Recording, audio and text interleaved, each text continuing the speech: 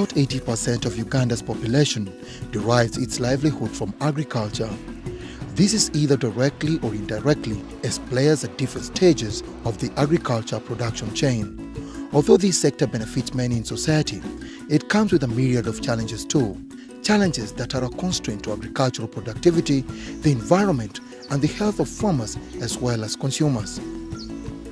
One of these key issues is the management of pests and diseases, a disturbing concern to farmers since most of them resort to use pesticides, but they are unfortunately unaware or have little knowledge and skills on how to properly handle and use these agricultural chemicals.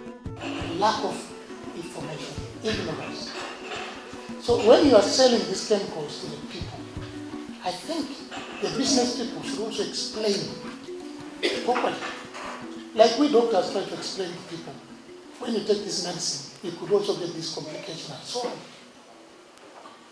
on. This is where Uganda National Association of Community and Occupational Health comes in. The Ugandan public health NGO, UNACOH, in partnership with DIALOGOS, a Danish NGO, are currently implementing a pesticide use, health and environment PHE project in Palisa in Wakiso district. PHE project is really a project that is focusing on the health of the farmers as well as the environment within which they work when they're using these agrochemicals. Yeah, the main focus of the project definitely is to make sure that farmers use these agrochemicals in a way that is safe while they're improving their agriculture, but as well protecting the environment in which they work. And in addition to helping the farmers, we have a linkage between the agro dealers, the farmers, as well as the extension workers, or what people normally know as the NADS extension staff, who teach these farmers on a daily basis. So the trainings have been ongoing whereby they focus on how safely we use these chemicals. But most importantly, the focus has been on what we call like a chain of handling agrochemicals, starting right from the point where you buy these chemicals from the shop. We are looking at if you're going to a shop to buy these agrochemicals or this pesticide, what are you looking for? Are you just looking for the brand name, or you're looking for what we call the active ingredient? Have you got this advice maybe from an extension worker who has guided you on the right agrochemical to purchase? But then if you go to the shop, let's say you don't know how to read, maybe you understand this label. Is the agro dealer giving you the right advice or helping you to make the right choice? What about the agro dealer where you're buying from, this agrochemical shop? Is it really up to the standards of MAIF or the Ministry of Agriculture, the recommended practices on how an agrochemical shop should be looking like? So we are looking at all that kind of connection. The project that has been ongoing for 3 years now is mainly focused on training farmers on the best practices in agrochemicals usage and handling, in addition to bridging the gap between the agro dealers, the farmer community, extension workers, and healthcare workers. It goes back to the pharmacy. The pharmacist had stepped out. Now who was there was a shopper. But what was the criterion used in selecting Palisa and Wakiso districts to pilot the PHE project? Dr. Deose Chimpi explains. So we needed the district where the UNACOH has a branch. And as I mentioned, at some point in time, we started off with 3 districts which we thought would be using pesticide. Kasese because of cotton, Palisa also because of cotton, and Wakiso because of vegetables. And they grow a lot of vegetables and they spray. Now, in the end, we had to zero in on 2, and we chose Palisa and Wakiso. So Kasese may come in later on. So then, because of the funding and because we were in a pilot, we decided we would begin with a smaller area. So we started with one sub-county in Nangabo, where they grow a lot of vegetables, and Apopong and the Agule, because again they grow cotton. But it could have been any other sub-county in any of these 2 districts. The reality of the farmer community in Uganda is that most of them practice subsistence or small-scale farming. And in most cases, their pest management and agrochemicals use is reactionary. In a way, you find the farmer goes in the field, you find maybe half of the field has been attacked, the leaves are looking yellow. He's just saying what's happening. He will just rush to the shop, buy whatever the neighbor has told him. But we've been insisting on a thing what we call scouting. Scouting, what we are saying is continuously visit your garden. I normally give them an example of like people who drive. If you've been driving a car for a long time, a small change in the car, even in the sound, you can easily tell that something is wrong. It's the same approach we are saying. If you're continuously visiting your garden, a small section, if maybe there's some yellowing or small change in the garden, you will be easily to tell. And in this way, you'll be easy to deal with the problem without going necessarily to buy expensive chemicals and what. So we've been insisting already on the thing of scouting. And the other In important addition thing to about this, the scouting farmers' is that pesticide in this storage area where is still wanting. Before the launch of the PHE project, Sarah Akia and Okiria Wilberforce, farmers in Agula sub-county in Palisa district, used to keep their pesticides in their living rooms and sometimes in their bedrooms where they were assured of safety, a practice discouraged in their training. But from the knowledge they have acquired from UNACOH village meetings and trainings, both have built small units for pesticide storage. This is where I store my things, my knapsack. This pesticide we call Roundup for weeds. This one I bought it for maize. But as the season has done me bad, even I've not opened it. Because if I had opened it, it would have wasted my time for anything. This one here, I use it like rapid grow. It is just like this grow what? It is for rapid grow, liquid plant food. So Okay. After getting the training from UNACOH, when I learned that it is not good to share with the pesticides or the equipments which we use for spraying or handling pesticides the same house, and they should be kept away from children, pregnant mothers.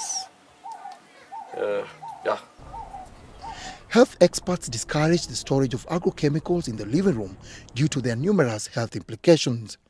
Dr. John Sempewa of Makerere University School of Public Health highlights some. We have a misconception that pesticides always cause cancer, they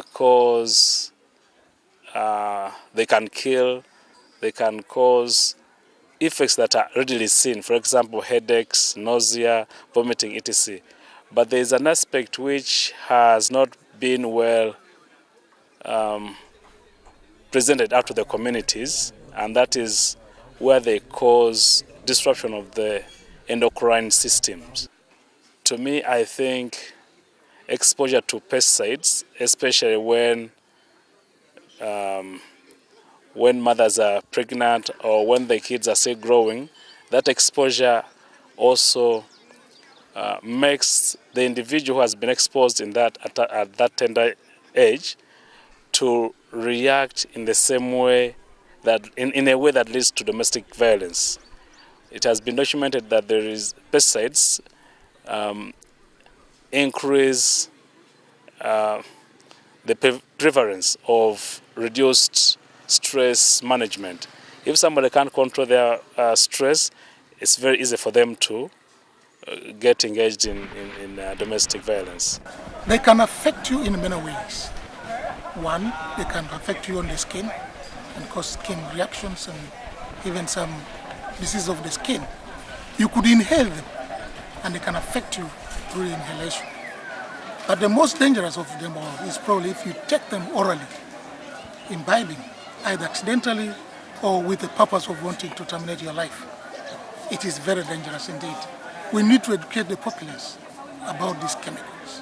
They should be told how to handle them. And some of the unwanted effects of this is making them available to places where children reach. We should make sure that people are educated that these chemicals should be kept away from children as much as possible. The handling of these chemicals without the proper personal protective gear, such as gloves and face masks, are cited as the key catalyst of pesticides-related health problems. The Pesticide Use, Health and Environment Project has also targeted government officials and local leaders in the pilot district. This has helped raise awareness in the population and advocate for proper control and regulation so as to minimize possible pesticide dangers in addition to fostering environmental conservation. What UNACOH is doing is now trying to make sure that we are healthy people and we are able to generate some cash income and put it in our pockets, and also to have enough food and nutritious food. Ate UNACOH ajebaza tute tujiwa musolo naye mwe muwa omusolo ne mukutuwa ffe baani ba gavumenti naye UNACOH mugisabe enoonye bannayo yeegatte etulwanyise okulaba tukola ebikola ki ebibayamba oba ntegeerekeka.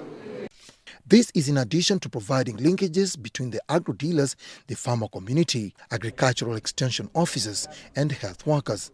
Amagoro Mary Claire, a health worker, and Asekenya Goreti are some of the beneficiaries of the PHE project. There should be aggressive dissemination of this information, that is behavior change communication, to make the community aware of the dangers that the pesticides can bring to us, those immediate and those chronic, for that this country relies on agriculture, and rarely can we do without getting exposed to the pesticides. We have to understand that pesticides are dangerous and they kill. When someone knows how to read, I have to advise him or her to read the level first before I sell the chemical.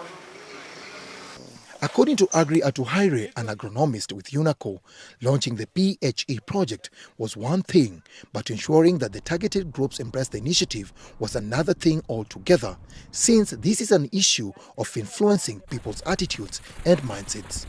However, the hard work and determination has finally borne fruits as the community has grown cautious and responsive towards pesticide safety. At the start also, some people already had the knowledge.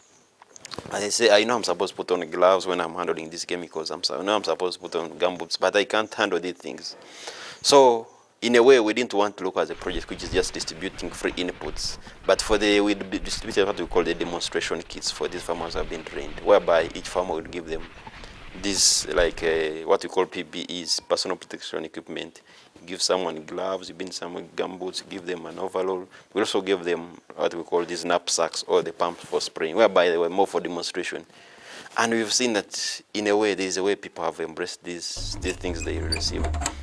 Whereby when you go in the community, you find someone really took an extra mile to construct like a separate store on the outside. How do I store my knapsack very well? How do I do? An encouraging development, says the President UNACOH. The success story of the pilot phase of the Pesticide Use, Health and Environment Project has led to many recommendations from various stakeholders. Key amongst is the expansion of the initiative to cover more districts. UNACOH can reach out to other prospective implementing partners because there is a big problem in this area. They can raise alarm, they can ring alarm bells and attract other implementing partners to come to support them, supplement their efforts in handling the issues of pesticide poisoning in the district. UNACOH officials concur with these recommendations. However, they argue that to make it a reality, the government and other relevant stakeholders must get involved and play their part. And of course, the government really has to play a central role in all this. How does it regulate all this kind of work, especially in the inspection of the agrochemical dealers who sell these agrochemicals. Otherwise, farmers have lost a lot of money, whereby someone buys a thing, you go and spray, the thing doesn't respond. So they are the mass of the agro dealers, and the agro dealers definitely can only be regulated, maybe by the association, which is UNADA. But of course, we continue to call upon the Minister of Agriculture to get involved in all this, to inspect all this kind of work and regulate what's going on with agrochemicals. Successful program, everybody's happy. The health workers are educated on how to handle the complications. Extension workers are aware of what to teach the farmers, as well as the agrochemical procurers and sellers. They have known what to do, and they have agreed to help the people understand what they are dealing with, and also what is very important, they have also agreed and shown that they should not allow fake substances to be brought within our markets. In the meantime, the second phase of the project is expected to commence later this year and is envisaged to cover all the sub-counties in Palisa and Wakiso districts and partner with more stakeholders at community, national and international level.